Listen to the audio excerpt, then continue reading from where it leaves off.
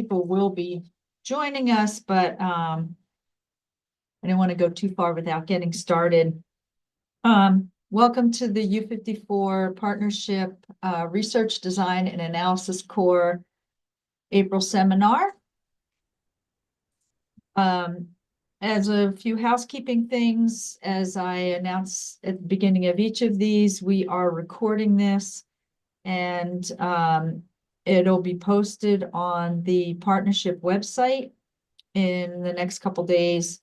And we encourage people to go to that website and to look at this and any other recordings of interest that are there. I had to go recently for one of the progress reports to look at how many views we had, and overall the seminar series has had over 7,000 views. And so people really do go back and look at these. And we also encourage people to reach out to speakers. People are more than willing to answer questions. Certainly very willing to engage in research and collaborate. And that's also part of what we do within the partnership. And it's nice to be able to always expand our network. Today, we are pleased to be joined by Dr. Tibrine da Fonseca. Dr. da Fonseca is the project director for the Boston Community Health Collaborative at the Boston Public Health Commission. The Boston Community Health Collaborative is a partnership of Boston health institutions, public health, and community organizations working to improve the health and well-being of Boston residents through a coordinated community health needs assessment and improvement planning process. She has a deep commitment to working with Boston's diverse communities to strengthen community voice and decision-making through community health planning processes. She completed her PhD in sociology at Northeastern University, was a classmate of Anna Revetz. And her dissertation examined the role of place and multi-level immigration policymaking in shaping the health practices and advocacy efforts of immigrant-serving organizations in the greater Boston region during the COVID-19 pandemic. And then this is the best. I love these introductions where people include what they like to do in their free time. And in her free time, she enjoys baking with her kids, reading, and learning new languages. So I will turn it over to you. Good afternoon, everyone. Can you hear me and see me well? Great. Great to be with you today. Let me go ahead and share my screen just to make sure we're set up there.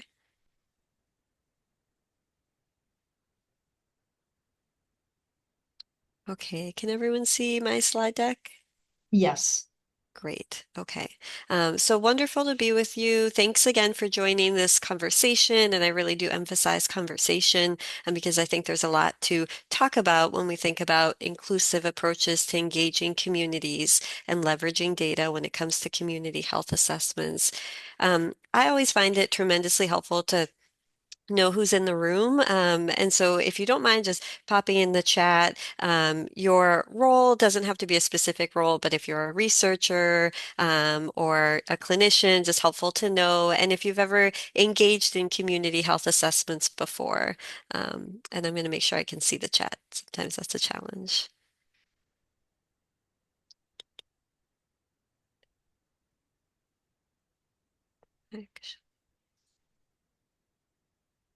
And while we do that, thank you. Great. I'll get started. So for our conversation today, I'm hoping that we can identify opportunities and challenges in engaging community members in meaningful ways in community health assessments, sharing tools and frameworks to support ethical, transparent, community-driven data collection and analyses, and also provide real world examples and learnings of inclusive approaches to engaging communities.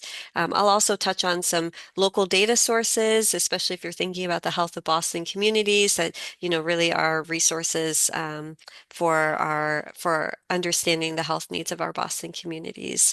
Great to see the chats. I always find it helpful to know who's sort of lives in the qualitative world and the quantitative world. So thanks, everyone.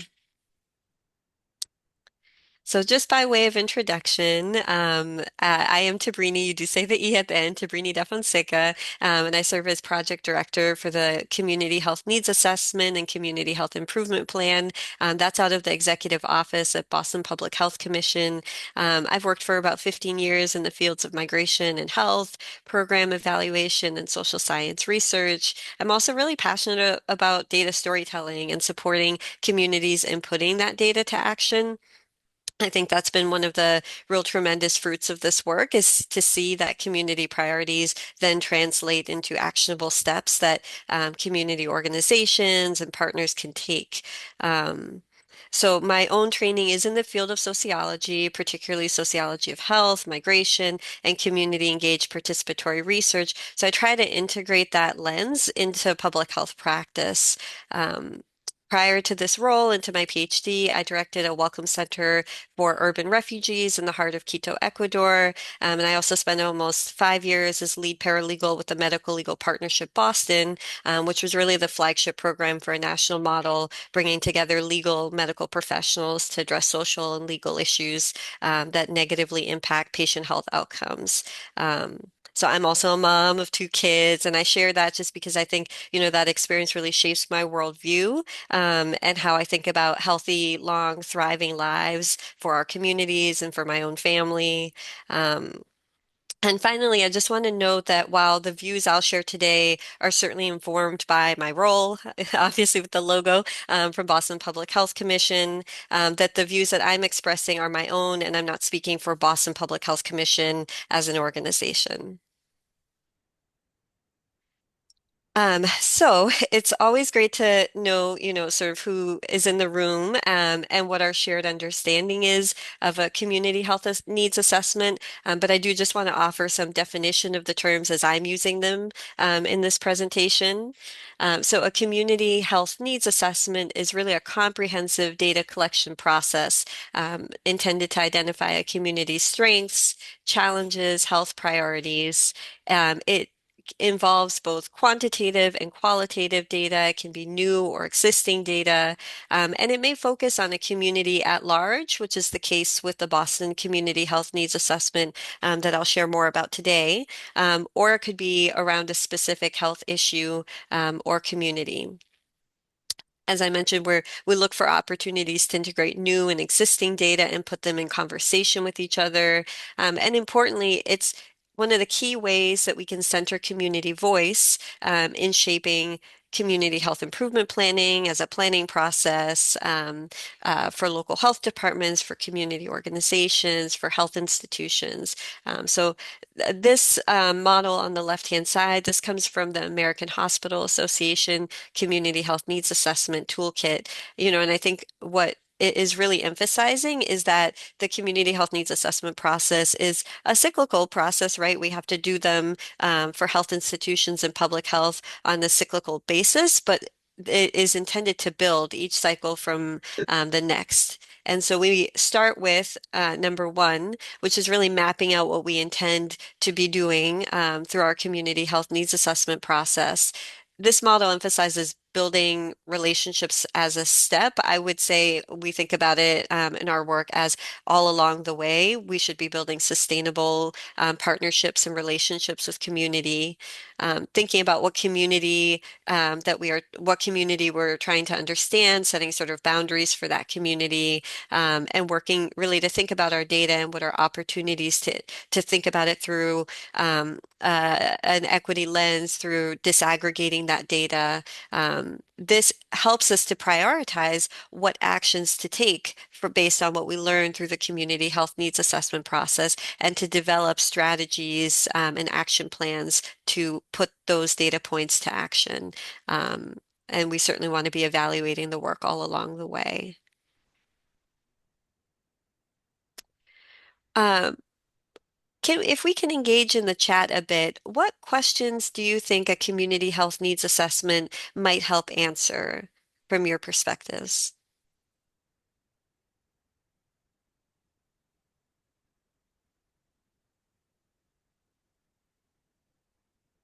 And feel free to unmute as well. Unmet needs in the community. Yep.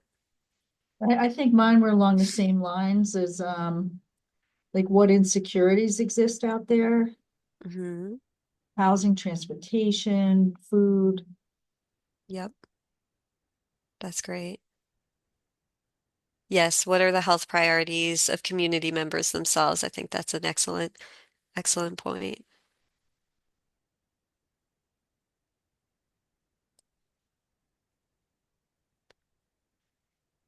So there are a number of questions that community health needs assessment can help us to answer. I think really powerfully, it can help us understand. Thank you. Yes, how can a hospital, an institution, what can we do about it? What can we do about what community lifts up? So what does health equity look like in our community? What are the conditions that are helping community members or inhibiting community members from having their optimal health conditions and optimal health more broadly? What subpopulations within our community have higher health risks, poorer health outcomes? What structural social factors contribute to higher health risks or poorer health outcomes within our community? And importantly, how do systems influence those health outcomes? What's the role of health institutions? What's the role of our public school systems? Or how are we thinking about those systems? What protective structural and social factors? So here we're thinking about assets, resources, strengths, support the health and well-being of community members. And how are various types of stakeholders impacting health inequities in the community or contributing to the health and well-being or wellness of community members? I wonder what you think are some questions to ask before starting a community health needs assessment. What do you think you should sort of think about before diving into one of these processes?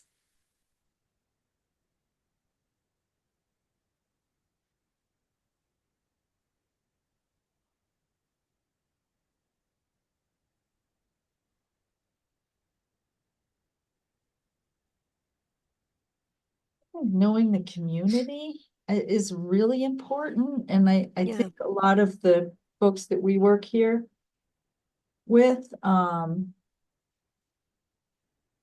who work in various communities in the area, a lot of it is, um, laying that groundwork, that initial groundwork, sort of the relationship building, like how do we build relationships first before we helicopter in and say, let's do research and then thank you, we have what we need and we're out of here.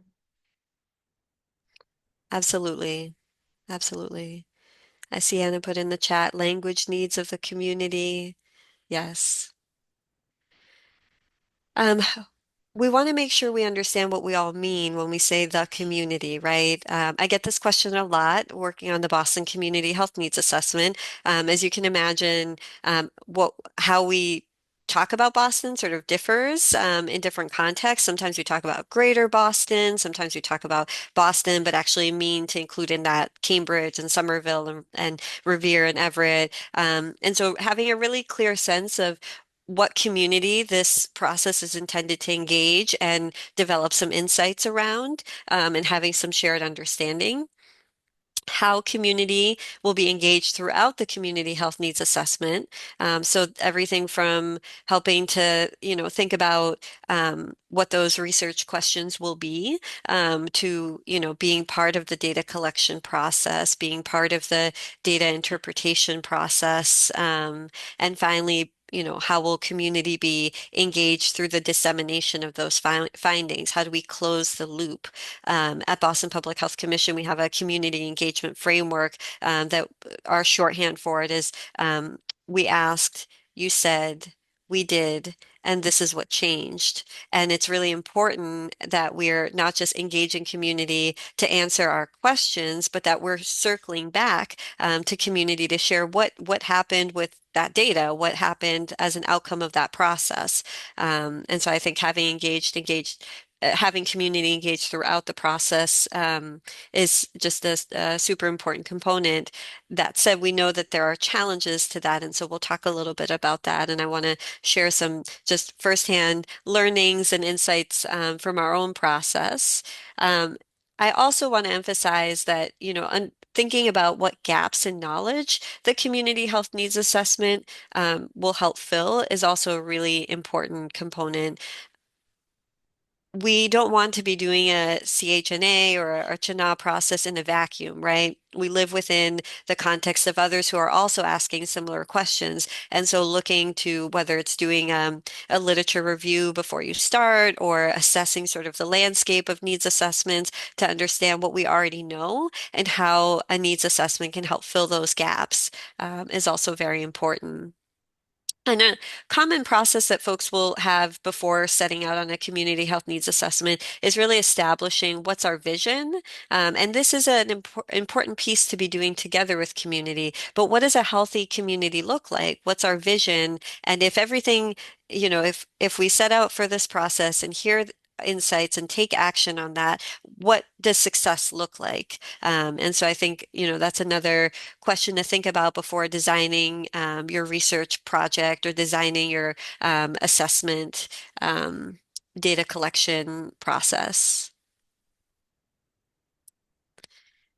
Community voice, I think as researchers in the room, we know a lot of this, but I think it's so important to just emphasize again that, strengthening community voice and community health needs assessment isn't just sort of a nice thing to do, but it's really key. You can't have an effective community health needs assessment without engaging community in meaningful ways. Local knowledge can give us better data, and so engaging community, whether it's through focus groups or key informant interviews or through a survey, can really help demystify or provide insights that we otherwise may not understand, right? We can think about that from the housing perspective. We might know that, we have poor housing conditions and high asthma rates, but how do we translate that into actionable data? What can we do about that? What is in preventing residents from accessing better and safer and improved housing conditions. And so thinking about opportunities to engage local knowledge really helps us to have better data. It also helps us to inform our strategies as researchers, as those leading assessments to inform actionable, relevant priorities that, if we do something about this, this will improve community health outcomes, and that community is behind those priorities. It also helps build trust, legitimacy, and shared ownership of the solutions, particularly I think for institutions that have a lot of power. I think being able to engage community in meaningful ways can really strengthen those relationships. And build trust throughout. We have probably all heard this quote before, right? Nothing about us without us. That comes from the disability rights movement. And we really try to think about that as we approach community health needs assessment processes. Let's see. So I just wanted to share one tool we use. It may not make sense sort of outside of context, but I'll just share sort of how we use this tool. This is a framework for assessing existing data that comes from the Mobilizing for Action through Planning and Partnerships framework. This is a framework that we use as a local health department to help guide our assessments, but it helps us think about we if we know there's a lot of data out there, how do we choose what data to pull into our community health needs assessment process? So we think about whether and how we should collect new data and evaluate existing data. So, if we know that the state has conducted a community health survey that helps us understand sort of heat resilience or resilience to heat, can we use that data rather than ask those questions all over again? Are the data that we're thinking about including in the assessment, and I'm specifically speaking about secondary data here. Are the data inclusive? Can they be disaggregated by different population characteristics? Do the data show how different populations are impacted by social determinants of health, disparities, inequities, and what's the quality of the data? Does it have benchmarks? Can we compare how we did as a county on a particular indicator from a decade ago to now? And what levels of data are available? Are the data available at the city level, the county level, the state level, et cetera? So these are some of the considerations we think about as we're bringing in data to support a needs assessment. And this framework here, this is a framework that we use where it helps us think about we've set out to do a needs assessment. We have some questions we'd like to understand about the health needs of Boston residents. Does this data point, will this data point or this data source help us to answer those questions? If yes, great. Are there, existing sources that we can look to? Great. Can we use that data? Is it sitting with someone else? Should we collect the data ourselves? And this framework really emphasizes limiting collecting new data if you don't have to. If there's existing data, leverage that data and look for opportunities to help fill gaps, evaluate the data that you have. And so just want to share that as sort of how we think about evaluating existing data. I want to turn now to a case study of the Boston Community Health Needs Assessment process, just to share a little bit about how we're doing that work in practice. So as I mentioned, or I think was mentioned in the introduction, the Boston Community Health Collaborative is a collaboration or a partnership of Boston area health centers, community-based organizations, hospitals, residents, and the Boston Public Health Commission, really working together on a coordinated needs assessment process and improvement planning. And the vision is a healthy Boston with strong communities, connected residents and organizations, coordination of our initiatives, and where every individual has an equitable opportunity to live a healthy life. This is a really great space in which many of our health institutions really come together to try to align our work around understanding the health priorities of local communities and trying to deepen the impact of our efforts. Boston Public Health Commission serves both as a member in the leadership of this effort and also as the central coordinator. So myself and other team members help sort of guide the day-to-day work around this work. And I reshare the needs assessment definition just to emphasize a couple of things that are relevant for our context. So a community health needs assessment is a requirement for public health departments that are accredited by the Public Health Accreditation Board. So we're required to do it every 5 years. Healthcare entities are required to do so every 3 years. That's both for federally qualified health centers as well as nonprofit hospitals.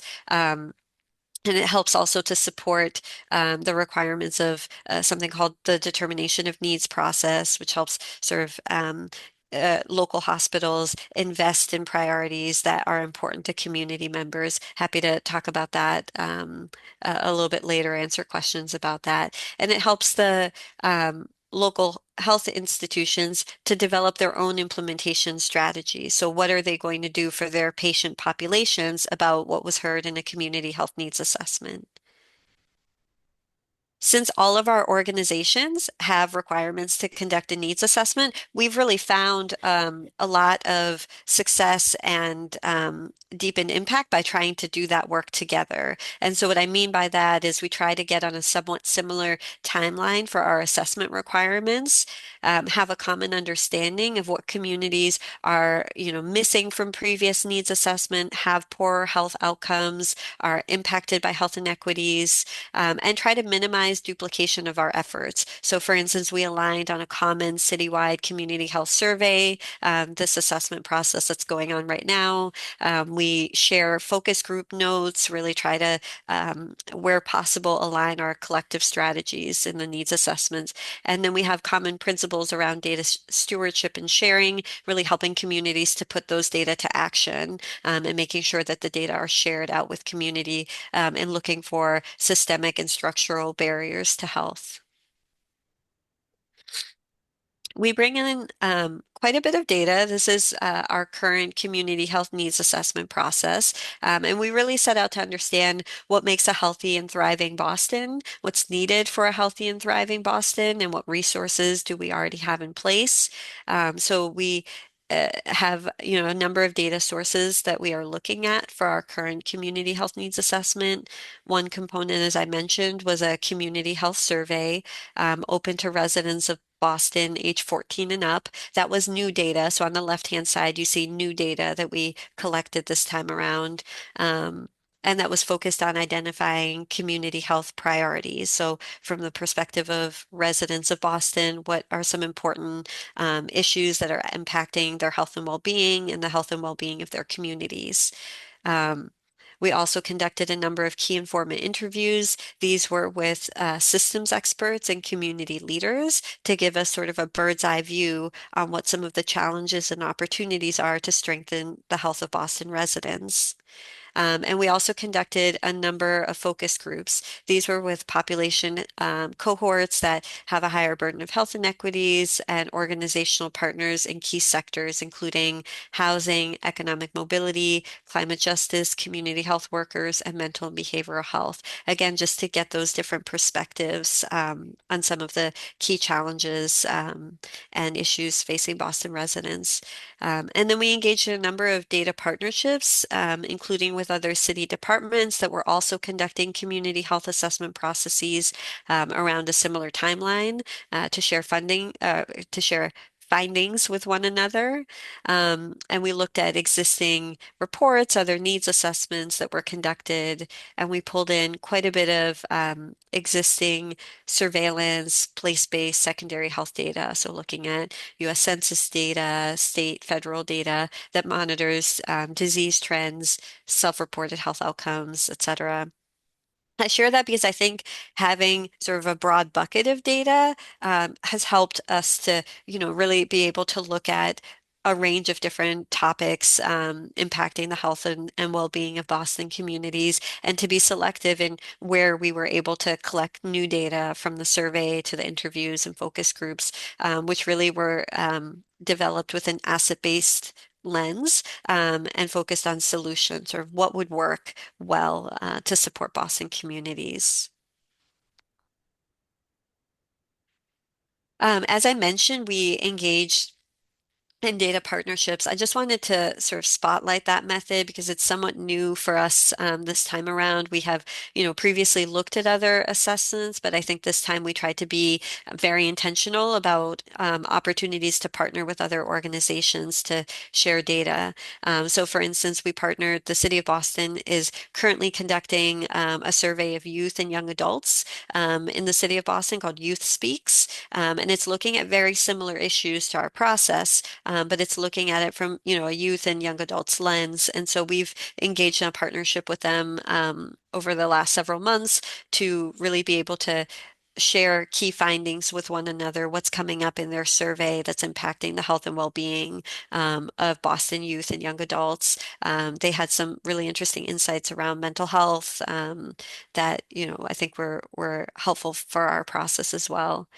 So we look for partnerships with organizations that are open to sharing their needs assessment data, whether it's been published or not published. We look for data that, has been collected since our last needs assessment, and where the data are similar enough to what we're exploring in the Boston Chinois that we could integrate, in a meaningful way into the report. So I wanted to share that as one of our methods for this current needs assessment. And the other spotlight I wanted to provide was around participation in our community health survey. So our community health survey was open from September to early January 2025.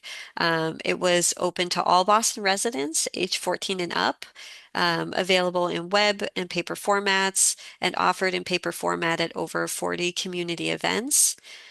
We also offered that survey in English, and 8 additional languages. It was also available with screen reading capabilities, and we offered a survey incentive of raffles for local prizes. This others on the call may appreciate, but I think this is actually a challenge for a lot of folks who are administering online surveys, is avoiding survey bots and avoiding sort of those challenges. And so we found success with disseminating the survey without sort of linking to monetary prizes. We referenced that there was a raffle for local experiences. We also tried to sort of keep track of the different links that we use to just kind of minimize that and make sure the findings that we had were as accurate as we could hope for. So we offered prizes for grocery, local businesses, and family-friendly experiences such as museum passes. As I mentioned, we tried to be in as many community spaces as possible. This is, for us, it was really important to be able to reach as many communities for our process. And so our team has been engaged with a number of community organizations before this community health needs assessment that sort of knew we were beginning a new process. And so we engaged with those organizations. And in light of the fact that our process was occurring during a particularly busy season for community partners, we tried to table and be present at events as much as possible to take the onus off of our community partners. So partners might share with us, we're having a farmers market coming up this week. We think it's a great opportunity for you to come and table. So we'd show up and table, often with staff on our team that had language capabilities. Or we co-tabled with partners such as the YMCA of Greater Boston. So we tabled at all sorts of events. We tabled at open streets, vaccination clinics, farmers markets, local libraries, health and community fairs, wherever there was going to be a gathering, we tried to be present in those spaces. I believe I'm not certain, but of the final number, but I believe of the over over 1,800 responses, or over 1,900 responses we collected, more than 400 were paper surveys. And so these events were really important, particularly in reaching communities that otherwise might not take on online surveys. So I'm thinking specifically of unhoused communities. We tabled at our shelters that BPHC operates. Thinking about immigrant communities, we engaged with a community partner as a community champion who was able to reach Haitian new arrivals. We also tabled at events that were specifically for immigrant communities. And so being able to have those culturally grounded events and community partners was really a key strategy in our process. We also looked at previous response rates to see where we needed to grow. And so the table that you're looking at right now, this is comparing census data in green with our survey responses. So we look, because this is not a scientific study in the sense that we are not doing random sampling. We are doing a convenience sample for the needs assessment survey. We look for having as proportional as possible representation. So we try to align with census data while also recognizing the limitations of census data and really helping us gauge populations in Boston. So we identified that we had some gaps. We wanted to reach more male respondents. We also wanted to reach more LGBTQ respondents. I do not have final data yet that I can share on our call today, but I will say we improved on our outreach to LGBTQ communities and improved somewhat on our male respondents, though I think there were, some limitations there this time as well. We also looked at neighborhoods to see where we needed to grow. So we knew in particular neighborhoods, if you're familiar with Boston, neighborhoods with high numbers of student populations, such as Allston Brighton, Mission Hill, those are neighborhoods we had a hard time reaching in previous Chana surveys. So we looked at those response rates and identified those neighborhoods as opportunities to grow.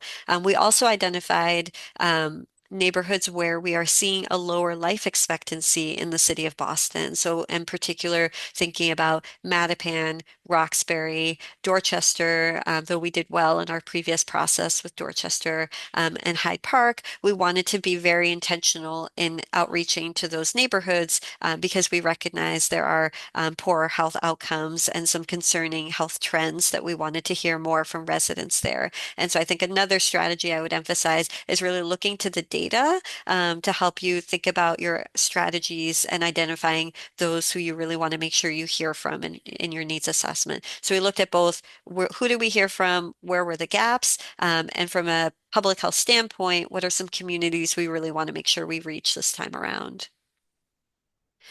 So just some key takeaways for strengthening community participation. So we want to build on previous processes, identify gaps in representation that can really help avoid duplication. We want to engage community partners, and we found, great success with engaging community partners early and throughout the survey collection process. And also to set clear, monitored, defined participation goals. So we knew we wanted to reach, 100 participants from Mission Hill, for instance, or we knew we wanted to reach, I don't remember if that was our actual number, but we set some minimum recruitment goals for each neighborhood and by race and ethnicity so that we could be intentional about our outreach. Engage community champions. Community partners absolutely are essential to collecting new data for community health needs assessments, and also should be compensated for their time, for their efforts, and for their engagement in the process. And so we wanted to make sure that, we were compensating community partners who were supporting our process. And also thinking about, how do we look at these data through a disaggregated lens to think about where we want to grow for our next needs assessment. I do see the question. I'll definitely make sure to get to that in just a bit. Just some local data sources to understand the health of Boston communities. Boston Public Health Commission, I think folks know, but perhaps haven't seen the most recent research, but we publish a number of public health reports on issue-specific areas. So a cancer report, a diabetes report, really rich data that's available on the Boston Public Health Commission website. But I just wanted to call out some of the other amazing organizations that, we look at for health on the data on the health of Boston communities. So we look at the Boston Area Research Initiative. Boston Indicators is doing tremendous work. I often reference the Boston Planning and Development Agency census reports. And for sort of understanding climate and health, we'll often look at the City of Boston Heat Resilience Solutions report and the resources that they share. Um, Mass Department of Public Health conducted a community health data survey, community health equity survey just about a year and a half ago or 2 years. And it has tremendous data available on understanding the health needs of Boston communities. And then we'll also look at the Metropolitan Area Planning Council. Before I sort of shift to the next topic, which was just thinking about how to move that data to action, I did want to pause in case there were questions about the data collection that I've just shared. So I see Brett's chat. There is an oversampling of Asian and Black communities as well as Dorchester. Can you talk a little bit about your efforts there and what led to being so successful in recruitment there? So I'm just going to go back to the slide just to share, whoops, that these were actually 2019 responses. So I was not part of the 2019 recruitment process. I can't speak in detail, but I can say we tried to apply some of the same strategies this time around, which were really making sure to partner with organizations that are working with, engaging, present in particular. Communities where we wanted to make sure to reach. So we wanted to have a proportional response. We partnered one of our health system or health institutions we work closely with is Tufts Medical Center. They work really closely with communities in Chinatown, and so are really integral in our previous data collection processes. And this time around, we had some similar trends. I'll just note in terms of Black respondents in our process here. And I would say these are the the community partners that help to recruit participants and help to advertise the survey there. We also selected events to be present based on how we were doing on community engagement. So if we knew we hadn't yet reached our sort of minimum recruitment goal for Asian participants, we looked for organizations that we could partner with, and we looked for events that we could be present at to help support recruitment. But I did just want to note that these are older survey response data. I hope that helped answer your question, Brett. Yeah, thank you. Yeah. And I'm imagining a sort of similar thing in Dorchester that there's a lot of organizations that are doing really great Yes. work in Dorchester. So, okay. Yeah. Yes. Yes. Yeah. Any other questions around the methods for our needs assessment?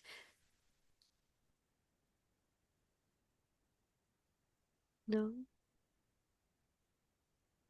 I'll just share a couple of sort of closing points. As I mentioned, one of my passions is really thinking about how to move data to action. So just wanted to call out some tools that we use, that we sort of learn from as we think about how do you take all of this tremendous data that you learn and really think about sort of what is coming to the top here, what is emerging as priorities. And so I think one of the key lessons for us in our collective process has been to share preliminary findings with community partners to make meaning, interpret results, identify gaps, even before the report is shared. So I have a presentation later today with some of our community partners to talk about data from our health access chapter. And I think that's really important because we want to make sure that the data that we're presenting really are resonating for community partners who are working in those fields. And importantly, to use data to help identify root causes of problems.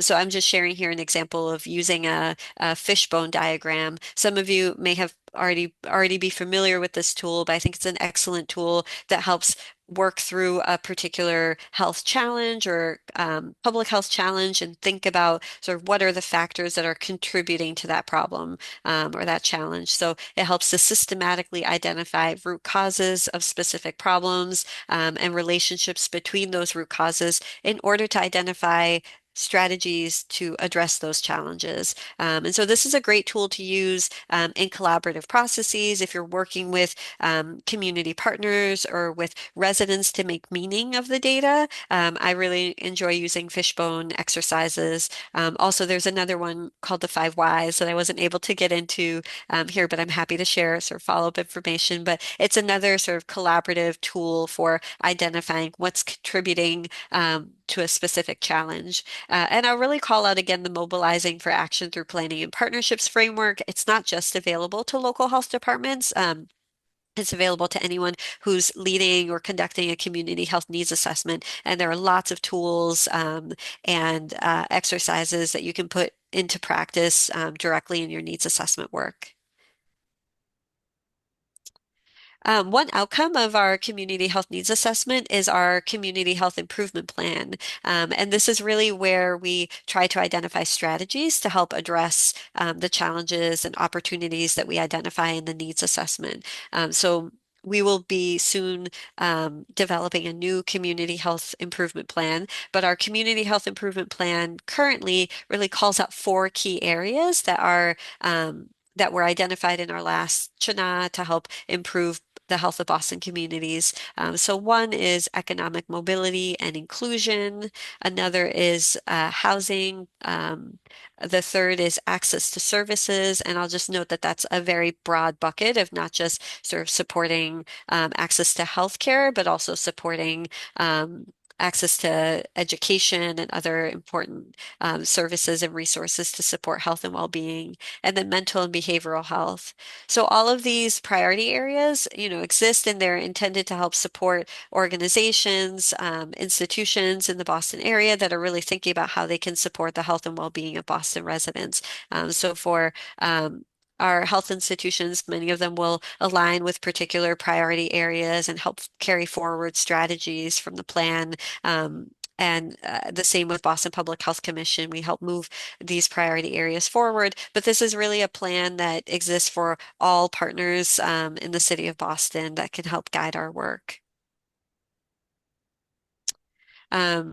So something happened with the formatting here, but just want to call out just some key takeaways, really centering the participation and input of populations, in particular those, as I mentioned, with poor health outcomes or who have been historically underrepresented in Chana processes, really making sure to center their participation in Chana, engaging in creative, sustained community partnerships to improve participation, evaluating data and leveraging opportunities to fill gaps and not duplicate data collection, and building capacity of community partners to use and support efforts to put that data to action.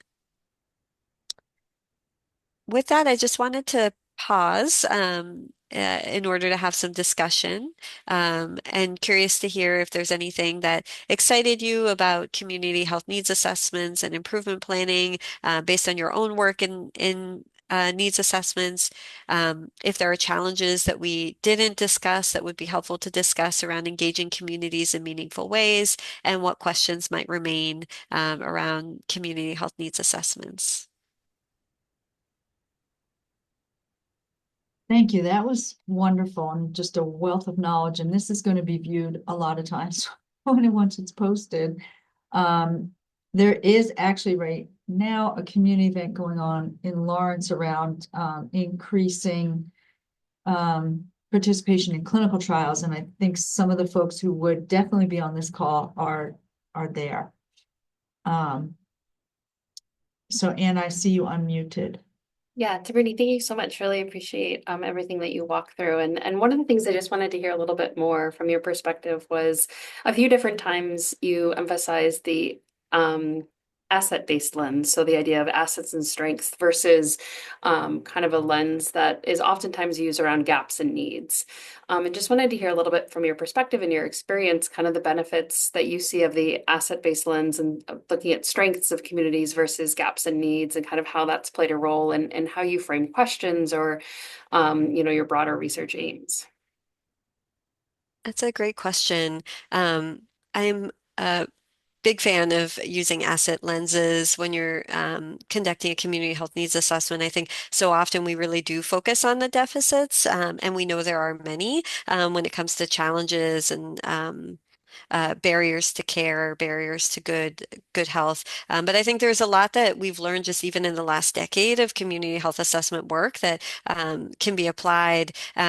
In that tool or that framework that I mentioned, the MAP framework, there are a number of asset mapping tools. I think those are really powerful to connect with communities, even as you start a research project, as you start to think about what your research questions will be. And so we tried to weave that lens through when we developed our community health survey, for instance, to think about leading with questions. First of all, leading with questions that are focused on strengths. And so we led with, some like-heart questions around perceptions of community, but sort of tried to frame them in an asset-based lens. So how much do you agree with the statement that my community is a good place to grow old, or to raise children, and really try to identify from both sort of mapping out the questions, how can we ask this in a question in a way that helps us to identify strengths, helps us to identify solutions. Another question we added this time around that was open-ended was, what do you think would help increase cancer screenings in the city of Boston? Just because we know that cancer is really one of our leading contributors to our life expectancy gap. So we asked people in a very open-ended way, what would help? Please share. And we learned a lot of rich data that we'll be including in not only our report, but also the Dana-Farber Community Health Needs Assessment report. So I think weaving it through all stages of your needs assessment, how you design your questions, are there opportunities to ask for solutions or strengths, incorporating asset mapping where possible when you're having a community event, if you're having a listening session, really taking the time to build that in. There are a lot of great tools out there. And then in your dissemination, prompting folks again to think about, like, of what we're learning here, what are some of the resources? What kinds of collaborations are happening, partnerships are happening that need more support, that need more, focus. And so I think we try to weave that in throughout the stages.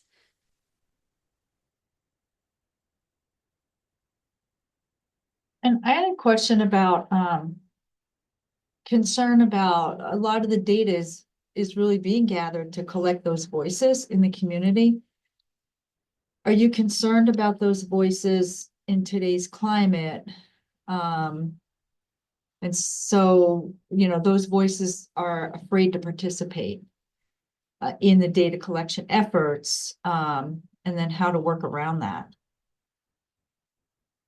Sure, I think that's a really important question. And I think, applies anytime that you're conducting research in the context of a major event, in the context of a major socio-political shift. It's certainly one that I think about, as a sociologist. We were definitely aware of that. The majority of our community survey data was collected, sort of before federal changes. And so we were able to engage communities, but that didn't mean that there wasn't sort of uh, challenges to engaging communities that already were underrepresented in our needs assessment. I think that's where the sustained partnerships with organizations that do have a strong presence, that are culturally grounded, is so important. So for instance, when I mentioned that we attended immigrant health events, those were conducted by a partnership of organizations here in Boston that's what they're focused on. And so they were able to invite us. We tabled at their event. We also, engaged other communities that, we really felt like if we should be concerned about their participation in the survey, what are some extra steps we could take in order to reach those communities? And so I think contextualizing your data is very important. So when you're sharing a report, making sure to really share if there were any forces of change happening at the time of your data collection that could help, sort of understand or might be impacting your findings or the salience of certain issues. And also being very mindful of that as you're thinking about your strategies and engaging the right partners to help collect the data. Does that help answer your question? Yeah, it does. It just, Yeah. it keeps running as a thread through. And, I think what I was listening to today, and it's been very good work. And then I start to worry, what about funding for this? Mhm, What about voices being heard? mhm, And just communities losing the solid ground that they've built over time with all of these partnerships. mhm. But I think that's where your work comes in, and you're continuing to build it. The city of Boston's committed, which is very good news. Thank you. And I would just emphasize again the sort of the power of local data. I think this is one more reason why local data can really, sometimes it's underutilized. We often will look to federal data, we'll look to sort of census data, very important. But I think when we collect data locally, I think it really helps give some just key insights into the health and well-being of our communities, of the communities that we're a part of, and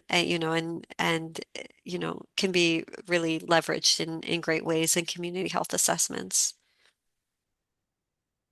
Yeah, I think in this climate is going to be the most used phrase of 2025. Um,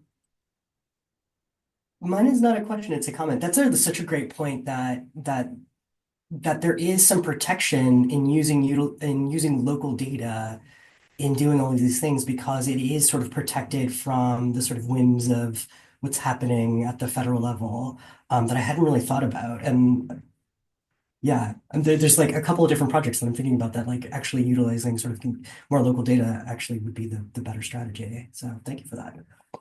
Of course, I highly recommend everyone take a look at the Health of Boston issue-specific reports and some of the other resources that I shared. I think they are incredibly rich sources of local data for Boston, Greater Boston, for Massachusetts. I also like the fact that you are partnering with the bigger institutions. Your question about challenges, what challenges might exist to engage in community in meaningful ways? I think we, as these large academic institutions, we know we have really good science and really good clinical care, but then we have trouble with, like, how do we bring that to the community in meaningful ways? And break down some of the barriers, et cetera. So I think I see it as a challenge.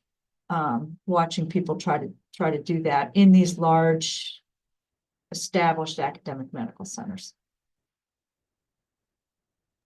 I think it's a challenge for anyone who's trying to share data back with community, right? To maintain those lists of who you engaged when you set out to answer the questions, make sure to be intentional to build that in both to your budget, to your process, to your timeline. Sometimes we're really rushed at the tail end to just like, we got to get the report done. How do we engage community in a listening session? Or how do we engage community before we publish? So I think that's been a really key piece. And I'm not suggesting that we do everything perfectly at all. I think, more time is always helpful. It's very challenging to do this on a 3-year cycle where you collect the data and about a year and a half later, you're already thinking about the next process. So I think that's very challenging. I know we're just about at time. I wanted to make sure to share my contact information. I'm very happy to continue answering questions or engaging with folks. And if you ever want to talk about data visualization and data storytelling, that's another topic that I really love to engage about.